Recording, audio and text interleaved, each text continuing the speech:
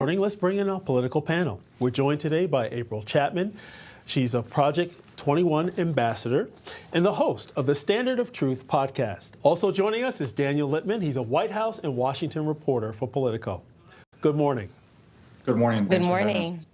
Great to have you both this morning. So let's start with the EU summit. We just heard that report there. Every nation signing a joint statement backing Ukraine except one, Hungary, the lone holdout. It's the second time the Hungarian prime minister declined to sign a statement pledging support. Daniel, your overall thoughts on what we're discussing here with respect to NATO? Yeah, Hungary has long been kind of pro-Russian in some ways and played both sides. So this is not a huge surprise. Of course, you want unity in Europe, especially as they feel like America is not on their side as much. It's mid-March. We haven't had a peace deal. Trump really wanted one very quickly in his administration. And I think what Europe is trying to do with this summit and future ones will be trying to start up the European defense infrastructure more because they need to spend more on defense spending. They're not hitting the agreed upon goal for GDP. And if you look at Poland, they meet it. But a lot of countries have felt like they can write off American coattails. And with Trump and potentially J.D. Vance as the next president, they can't live by that anymore. Interesting. Well, we've been beating this topic to death as every news outlet around the world. NATO needs to spend more money. They're stepping up, and hopefully they actually finally deliver on that promise. Well, talking about delivering on promises, President Trump making good on a promise to dismantle the Department of Education. Take a listen.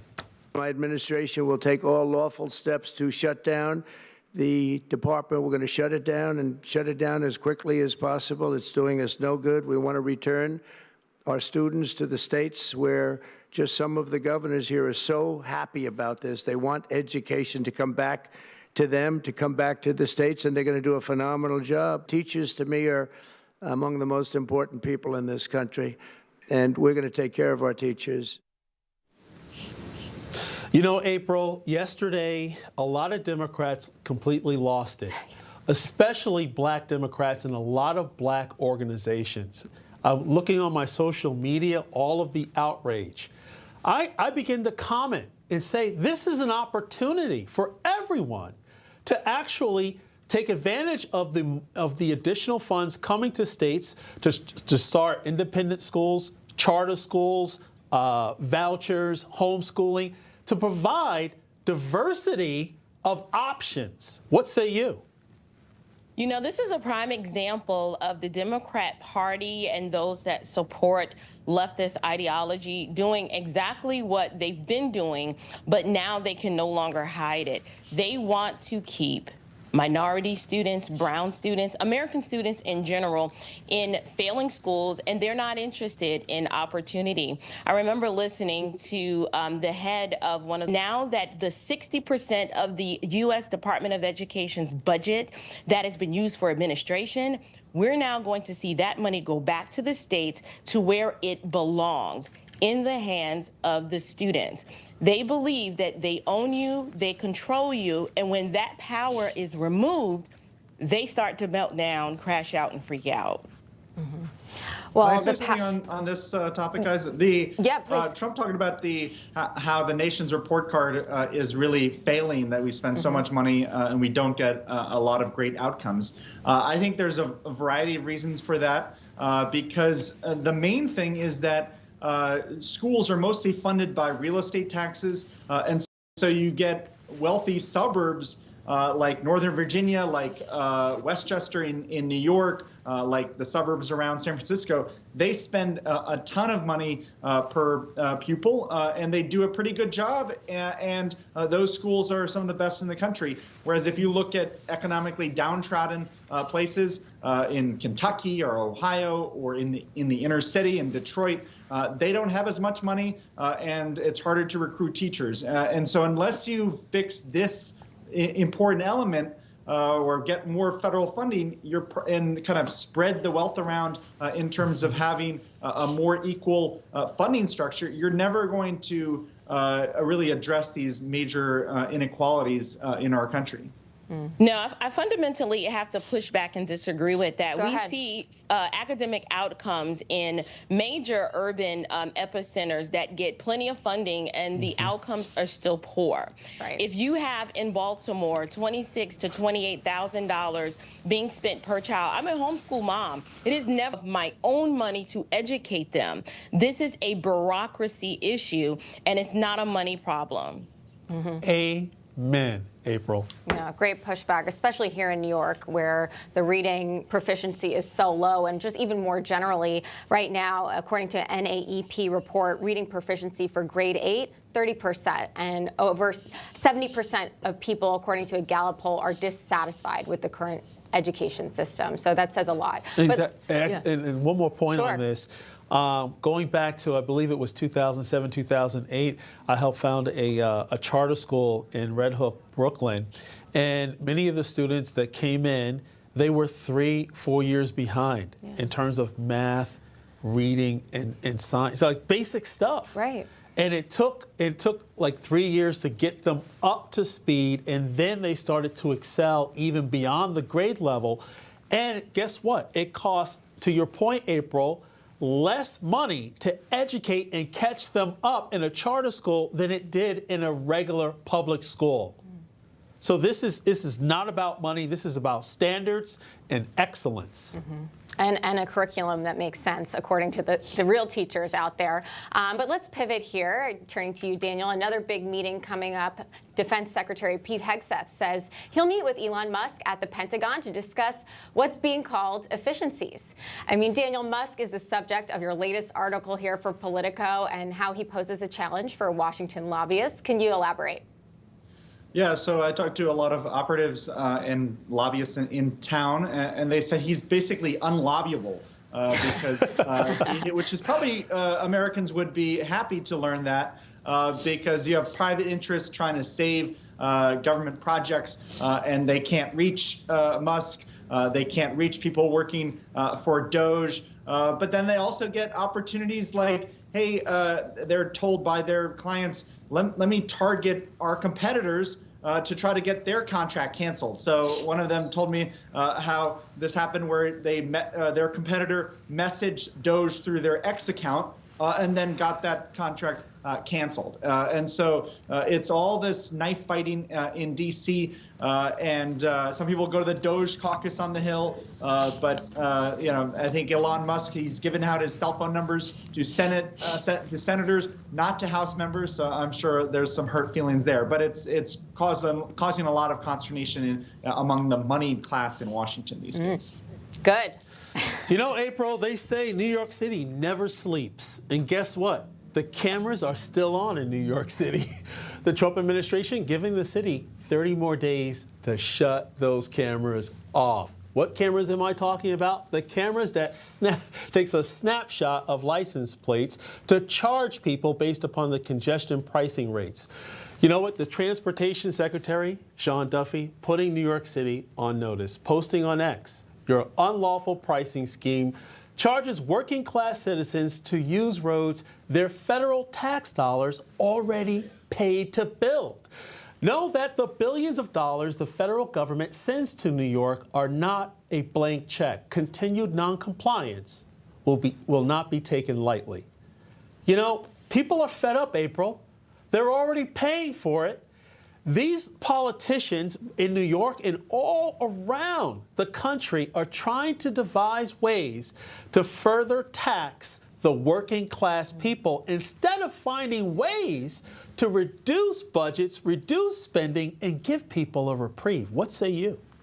You know, when it's not your money, you feel that you can do, as you please. I'm actually from New York City, and this is outrageous. I find it interesting, though, that they managed to find money to take care of all of the illegal migrants that flooded the city and the state of New York. And I believe that this was just a way for them to recoup all of the money that they already spent to house and feed and clothe and educate the illegal migrants that descended upon the city. If taxpayers in New York don't learn to vote differently and realize that a lot of these liberal policies do not work, they're going to find themselves drowning even more under these economically oppressive policies. If I'm in New York City, it's been a while since I've visited there, but most people, it's no longer the city of dreams. It's where your dreams go to die. It's always been expensive, but now it's oppressively expensive with this new mandate to have cameras catching too many cars on the road and then using that as a money grab to, restock your coffers because you've spent the money not on Americans, but on illegal immigrants. It's just disgusting to me. And that's on top of the speed cameras that are everywhere. Mm-hmm. Right. It's a police state. I feel like you're living in communist China. Mm. Well, a lot of the Democrats say, though, that this is the cost of doing business in New York. If you don't want to live in New York, then you should move elsewhere. I don't say that, but I've heard this point made before. Daniel, do you agree? Well, the aim of this is not just to raise revenue. It's to address what we all know, which is there's awful traffic in New York. It takes forever to get anywhere unless you're taking the subway. And that hurts economic activity and people's lives, plus pollution. And that this has worked in previous cities. If you look at London, once they started doing congestion pricing, the roads became much easier to use. There was cutbacks in pollution, and the city residents kind of liked it. I know that's Europe, and maybe they're more used to government, having their hands around their throat. But in America, they wanted to give this a try. And you have accountability through elected officials. People can throw out Hochul or Adams, and that's kind of one check on this. April, I hate to sound like an infomercial, but wait, there's more. In terms of taxes, this is what these New York politicians are currently thinking about to give more money to these agencies, especially the MTA, for their capital expenditures to fund their projects. Payroll mobility taxes, right? To charge small businesses more taxes. Wait, get a load of this. More taxes coming to ride shares. So you have to pay more for your Uber and Lyft and so forth. If you shop online, a surcharge for online shopping. Then get this, food delivery. Too lazy to go pick up your own food? DoorDash, Uber Eats, and so forth. Extra charges. When is enough enough? This is why we saw during the 2020 pandemic and beyond, people were leaving New York City in droves, and they were heading for states such as Florida and Tennessee and Texas. And we even experienced an uptick in our population here in Georgia. This is so oppressive. It makes it unsustainable for the average person to live. I don't know if the idea was to create a city for the elite, but if that's the plan, it is working. I'd also like to note, though, the New York City subway system is incredibly unsafe. You have a major crime problem coupled with being overtaxed. And so to add this type of poll, not a poll tax, but, when you want to order food or you want to spend money online, at some point, it's going to hurt to where they're going to lose tax revenue because people are going to jump ship and they're going to leave. And this is going to have the opposite effect. No one wants to do business in New York because it is not friendly to small businesses. You can't open up a bodega anymore. Like when I was growing up in the 80s, a legal immigrant family could come to the city and hang their shingle up and create a family legacy for themselves. You can't do that anymore. Just the licensing and all of the red tape that you have to go through just to put the key in the door and have your grand opening. It's too expensive. This is going to backfire big time. That's such a great point, April, that you made there, because we are also seeing just such an increase in crime on the subways. Even though Kathy Hochul claimed it was safe, we saw what happened over the summer with someone literally burned on the subway. So it's forcing people to take unsafe transportation into work, and that's really a major problem. Yeah, and you know what? So, one of the bodega leaders, he actually just posted, someone just got stabbed yesterday in the neck in a bodega. Unbelievable. Right. So this is the reason why, like I said, you have generations of New Yorkers who are leaving because they're like, this is not the city that I once knew. It's so incredibly unsafe. Right. And then with the climate of policing, the defund the police, program, or should I say ideology did not help. So now it's difficult to recruit NYPD officers. It has sweeping implications. Well, we definitely have to shut down the crime, and we have to shut down this segment. Yeah. April Chapman. Exactly. Daniel Lippman, thank you so much for joining First Edition. Thank you, guys. You got it.